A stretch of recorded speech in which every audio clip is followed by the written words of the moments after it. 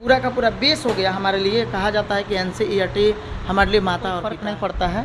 बहुत आते हैं, बहुत जाते हैं, उससे फ़र्क नहीं पड़ता है। हम लोग का अपना कंटेंट, अपना मटेरियल जो होता है हम लोग बिल्कुल जीरो लेवल से, जैसे ककाहारा ओ आई सबका इंग्लिश में हम सिखाते हैं। नमस्कार, मेरा नाम आनंद कुमार गुप्ता हुआ और आप देख रहे हैं डेली बिहार लिमिटेड। और हम अभी बात कर रहे हैं विद्या क्लासेस ऑफ बायोलॉजी से, और हम उन्हीं के क्लास में, सर के क्लास में हैं, अभी मौजूद हैं। और इस बार बायो से 89% मार्क्स सर दिए हैं, और यहाँ के बच्चों का भी मन लगा के पढ़ते भी हैं, और सर का बहुत मेहनत लगता है बच्चों को पढ़ाने में।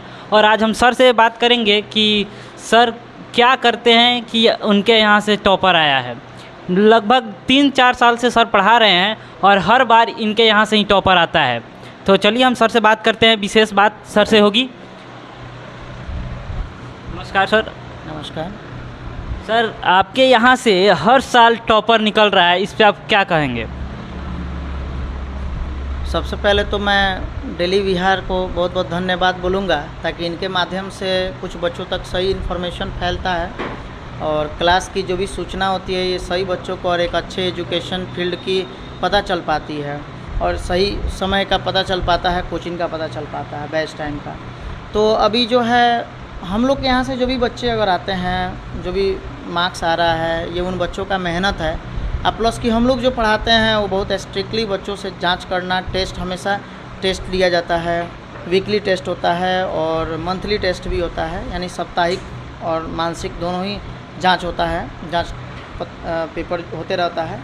और उसके साथ जो होता है हम लोग जैसे एनसीईआरटी को पूरा का पूरा फॉलो करते हैं, क्योंकि जो भी पेपर होते हैं, चाहे वो नीट का हो या फिर बोर्ड का हो, उसमें अधिकांशतः क्वेश्चन जो होते हैं नीट का ही हुआ या फिर बोर्ड का हुआ, अधिकांशतः क्वेश्चन बायोलॉजी का हमारे एनसीईआरटी से ही रहते हैं, चाहे वो बायोलॉजी, फिजिक्स, केमिस्ट्री किसी का भी हो। लेकिन अगर हम बायो पढ़ा रहे हैं तो उसके बारे में अगर बात करें तो टोटल क्वेश्चन जो होते हैं सब एनसीईआरटी से ही आते हैं। इसलिए हम लोग का बेसिक जो पूरा का पूरा बेस हो गया हमारे लिए। कहा जाता है कि एनसीईआरटी हमारे लिए माता और पिता है।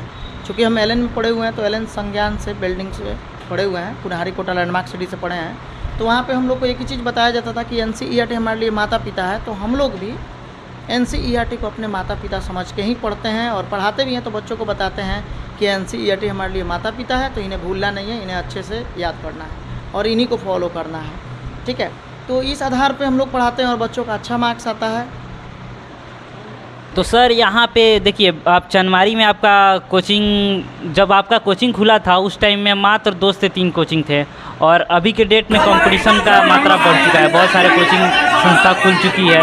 और जैसे आपने कहा कि हमारे माध्यम से आपका जो है बच्चों को सही शिक्षा को मिलती है और पता चलता है कि हमको कहाँ पढ़ने जाना चाहिए, किसके यहाँ पढ़ने जाना चाहिए। सर, रही बात बच्चों को, तो सर हम लोग किसी बच्चे का भविष्य सुधारने के लिए काम करते हैं, बढ़ेगा तब तक बिहार आगे नहीं बढ़ेगा। क्योंकि आज हमारे बिहार में शिक्षा का स्तर इतना गिर चुका है कि आप तो सर, आपको इससे हमसे ज़्यादा अच्छे से आप जानते हैं। और सर रही बात कि यहाँ पे कोचिंग संस्था बहुत सारी खुल गई है, तो उसके बीच में भी कुछ आपको बहुत सारा स्ट्रगल करना पड़ता होगा, थोड़ा उसके ऊपर थोड़ा चर्चा हो जाए। बिल्कुल नहीं, तो हम लोग खैर इससे कोई फ़र्क नहीं पड़ता है। बहुत आते हैं, बहुत जाते हैं, उससे फ़र्क नहीं पड़ता है। हम लोग का अपना कंटेंट, अपना मटेरियल जो होता है बहुत इंपॉर्टेंट होता है बच्चों के लिए। जो इन्फॉर्मेशन हम लोग बच्चों को देते हैं बायोलॉजी के रिगार्डिंग, जो भी चीज़ें हम लोग पढ़ाते हैं बच्चों को, सबसे पहले तो बच्चे 10th तक बायोलॉजी सही से पढ़ कर नहीं आए होते हैं, तो हम लोग बच्चों को 6 क्लास से लेकर 12 क्लास तक का पहले बायोलॉजी का बेसिक देते हैं शुरू में। जैसे अभी 11th का बैच स्टार्ट हुआ है, तो उसमें हमारा जो क्लास चल रहा है, पहले हम लोग बच्चे को एक बेस देते हैं, जिस बेस के ऊपर बच्चा चढ़ सके, मतलब कि जिस पे वो चल सके सही तरह से। वो स्टैंडिंग प्लेटफॉर्म होता है उन बच्चों के लिए। जिस प्रकार से मान लीजिए कि हम लोग अभी बायोलॉजी में बच्चों का पहले स्टैंडिंग प्लेटफॉर्म बनाते हैं, जिसके ऊपर बच्चे खड़े हो सकते हैं, और तब उसके बाद हम लोग धीरे धीरे उसके ऊपर से सीढ़ियाँ बनाना चालू करते हैं उनके लिए 11 और 12 का। और इस आधार पे बच्चों को पढ़ाया जाता है, ताकि उन्हें फिर कभी दिक्कत नहीं होगा किसी भी प्रकार से बायोलॉजी के कोई भी पिछले टॉपिक में। जैसे जो भी अभी नए टॉपिक चल रहे हैं, उसमें उनको पढ़ाने से, चैप्टर पढ़ाने से पहले हम सभी टॉपिक के बारे में एक बार ज़रूर बताते हैं बच्चों के लिए, जो कि बहुत ही ज़रूरी है। और रही बात इसमें कि कुछ बच्चों का लेवल बहुत लो रहता है, जिस बच्चे का भी लेवल, अगर मान लीजिए इंग्लिश को थोड़ा कम समझ रहा है, तो पता होना चाहिए कि बायोलॉजी जो होता है लैंग्वेज तो अधिकांश तो इंग्लिश का ही होता है। तो इसमें बच्चों को दिक्कत भी होती है, तो हम लोग लैंग्वेज जो भी लिखवाते हैं, अगर बोर्ड पे कुछ भी पढ़ाते हैं तो उसमें हम लोग इंग्लिश और हिंदी दोनों को पढ़ाते हैं। इंग्लिश को भी पढ़ाते हैं और हिंदी भी पढ़ाते हैं, प्रत्येक वर्ड का हिंदी भी लिखवाते हैं हम लोग, ठीक है। तो इसके साथ ताकि किसी भी बच्चा को कोई भी तरह की परेशानियाँ नहीं होनी चाहिए। सर जैसे कि आपने बताया कि बच्चों को लैंग्वेज को लेकर बहुत ज़्यादा दिक्कत होती है, पर सर यहाँ पे आपके यहाँ तो अक्सर बिहार बोर्ड के ज़्यादा बच्चे आते होंगे।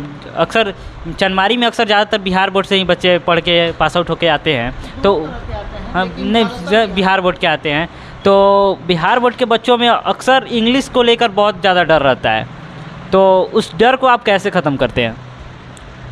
देखिए, बच्चों को तो हम अलग से ट्रीट करते हैं। जो भी स्टूडेंट हमारे यहाँ आता है, और चाहे कोई भी सब्जेक्ट में हो, अलग से हम ट्रीट उसको ज़रूर करते हैं, चाहे फिजिक्स में हो, केमिस्ट्री में हो, बायोलॉजी में हो, इंग्लिश में हो, या फिर जो भी सब्जेक्ट उसका है उसके प्रति ज़रूर उसको ट्रीट किया जाता है कि बाबू आपको किस तरह से पढ़ना है, आपका सिलेक्शन किस तरह से होगा, केमिस्ट्री में आपको किस तरह से पढ़ना पड़ेगा, केमिस्ट्री जिस सर के पास आप पढ़ रहे हैं उन सर से आप अलग से मेहनत करिए, सर से क्वेश्चन पूछिए। ये सब हम लोग बच्चों को इंडिकेट करते हैं कि बाबू आपको अगर डॉक्टर बनना है, बच्चा जैसे बोलता है, यहाँ बच्चे आते हैं तो बोलते हैं कि सर हमको डॉक्टर बनना है, और उनका लेवल इतना ख़राब रहता है कि वो मतलब समझिए कि केमिस्ट्री को पढ़ नहीं पाते हैं, फिजिक्स को नहीं पढ़ पाते हैं, तो हम लोग या फिर बायोलॉजी में पढ़ने में दिक्कत होती है, लैंग्वेज परेशानियाँ होती है, तो अलग से कुछ बच्चों को हम बुलाकर ये भी बताते हैं कि आपको इंग्लिश कैसे पढ़ना चाहिए। तो बहुत बच्चों को तो इसमें हम लोग बिल्कुल जीरो लेवल से, जैसे ककाहारा ओ आई सबका इंग्लिश में हम सिखाते हैं, सिखाकर उसके बाद 2-3 क्लास के बाद उसको अलग से बुलाकर बैठाकर पढ़ाते हैं ताकि वो इंग्लिश को समझ सके, इंग्लिश को पढ़ सके। अगर वो इंग्लिश नहीं पढ़ सकता है तो हम लोग का लिखा हुआ उसको याद होगा नहीं,